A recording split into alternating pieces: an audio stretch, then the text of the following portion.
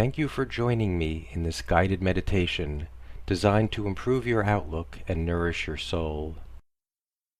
I've been practicing meditation on and off for the past 18 days and welcome the opportunity to share with you both the valuable and the invaluable techniques that I've honed over my career in meditation.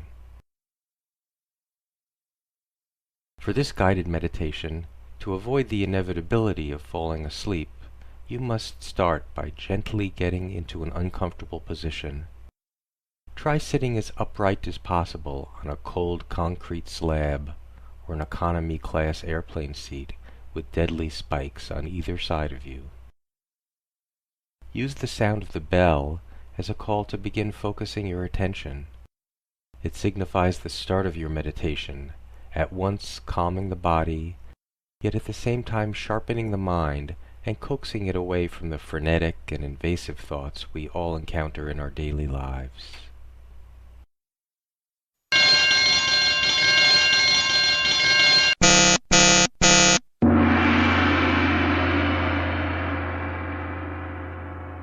Take a deep breath. In, out. With each exhalation, we work to expel any thoughts that may have been consuming our attention today. Focus instead on your breath. Notice the sensations caused by the in-breath. Spend a few breaths focusing on each sensation. Maybe you feel your belt tugging tightly as you inhale, perhaps from too much tofu at lunch. Perhaps you notice coolness in your nostrils. Maybe your nose is making a little whistling noise as you breathe. If you're in a group, other people will notice the noise, which could make you self-conscious. But there's no embarrassment in meditation. The noisier the better, as it will give your fellow meditators something to avoid being bothered by.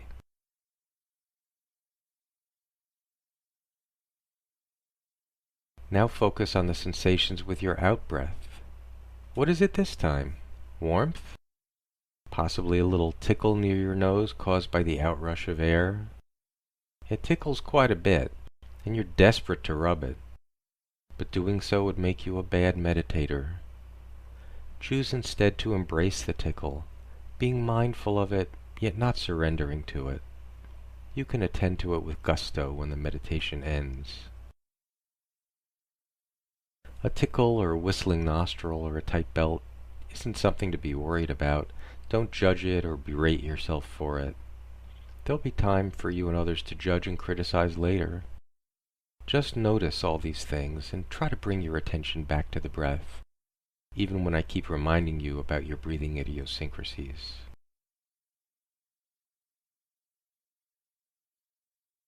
Are external sounds bothering you? Consider each intrusive sound as Rachel or Bridget from Cardholder Services demanding your attention. Don't let them in. Tell them to put you on their do not think list.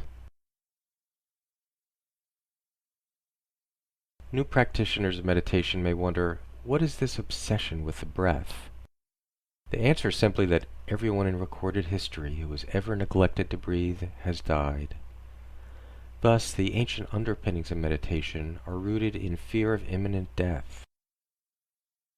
I say this not to scare you, merely to note that if you're unable to maintain focus exclusively on your breath, that you do so at your own peril. Some thoughts are simple to ignore, like thoughts about Orrin Hatch.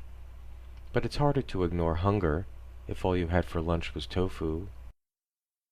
It may also be hard to dismiss thoughts like, did I leave the stove on? Or, our democracy is in shambles? Or, do I dress inappropriately? Have I forgotten to send someone a birthday card? When did I last make a backup of my data, and am I at risk of losing it all? Or you might obsess about health, diet, exercise, finances, unemployment, or troubles at your job. Or sports, the economy, genocide, or issues relating to religion or gender. Climate change, phobias, or your never-shrinking to-do list. Just let it all go. Let others solve the world's problems while you sit here motionless, breathing with your eyes closed. It's okay.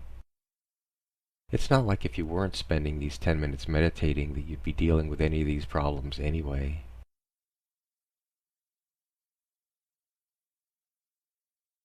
Don't obsess about something embarrassing you did to feel like you'll never live down, like maybe you encountered your gastroenterologist on the street and didn't recognize him and thought that he was a panhandler, so you gave him a $5 bill and told him to dry out and get a meal at the Pickle Cafe. And then 2 months later, when you walk in for your next appointment, you suddenly realize your mistake, and he returns the $5 and asks you to leave. And the receptionist and the phlebotomist are just looking at you with barely contained mirth.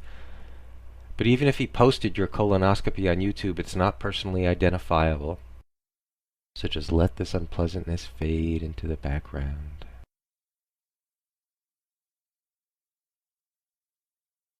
Sometimes challenging relationships with family are the triggers that drive people to drink or to meditation.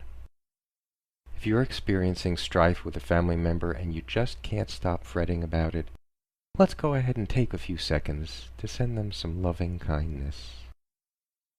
Say, I love you even when you're wrong, and I love you even when I'm right. I love you even when you're wrong, and I love you even when I'm right. Okay, that's enough now. Go back to ignoring them as much as possible, because at this moment, your breathing is more important than family.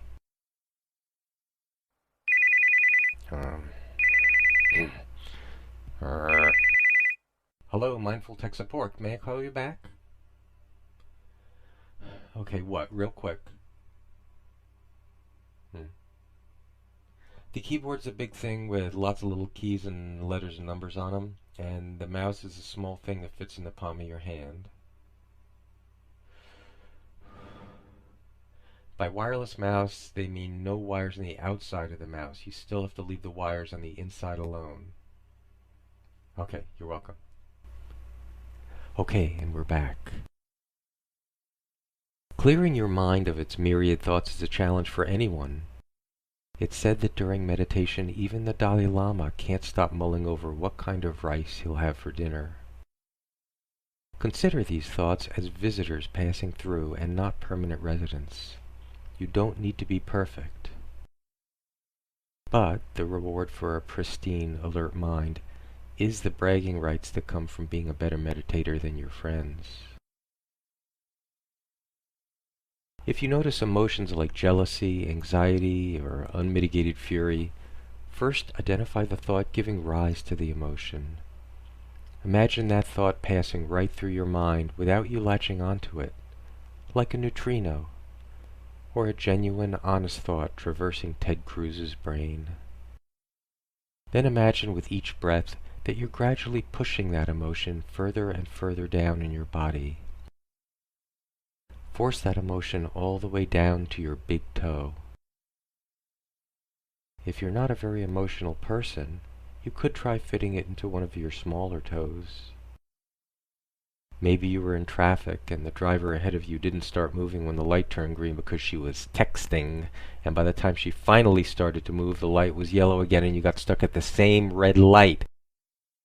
Just push that emotion down into your toe. You'll let all these feelings out later, all at once after the repressed emotions have started causing dysfunctional behavior. You can continue this practice easily in your daily life. Whenever anything starts to bother you at all, simply find a cold concrete slab, close your eyes, and retreat within yourself to ponder about how the air is moving in and out of your lungs. When the bell sounds again, it will beckon you out of your deep meditative reverie.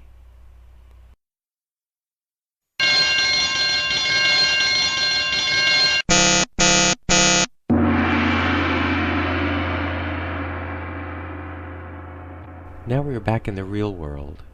I hope you've enjoyed this respite from your worries, and that these techniques will stick with you throughout your day as something to fall back on if you find yourself distressed or having eaten too much or too little tofu.